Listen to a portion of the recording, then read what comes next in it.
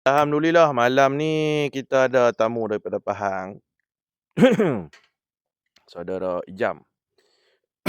So dia main nak test kol buntut sepasang ni, tunjuk. Okey, baik. Kol buntut. Tengok pisau. Tajam pisau. Tajam. Tajam ah. Sekejap kita ambil kertas. Okey, kertas dia dah ambil dah. Okey. Ini barangnya. Ini barangnya. Okey, letak barangnya atas meja dulu.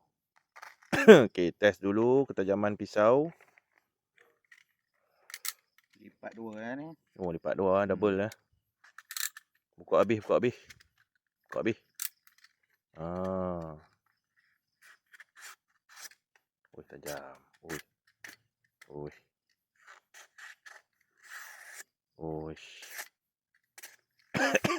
Jaga tutup tangan ni, barang tak pakai lagi. Barang duduk ni.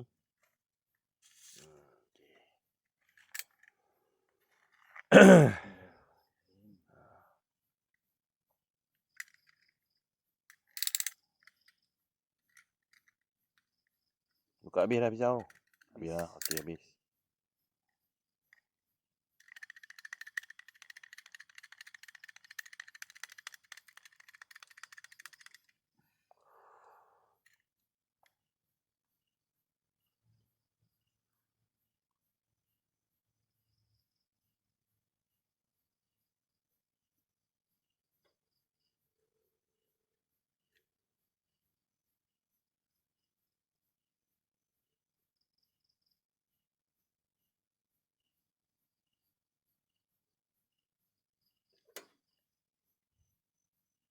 Okay.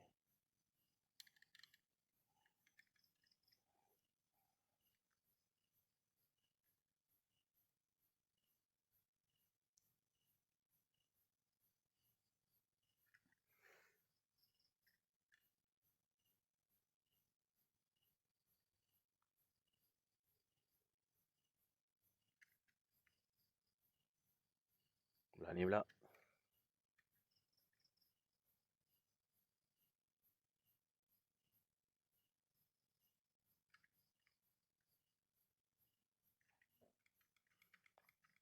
Oi, tinggal-tinggal pula. Cukup 3 dah. Cukup lah. Okey. Macam mana barang? Alhamdulillah. Alhamdulillah. Okey.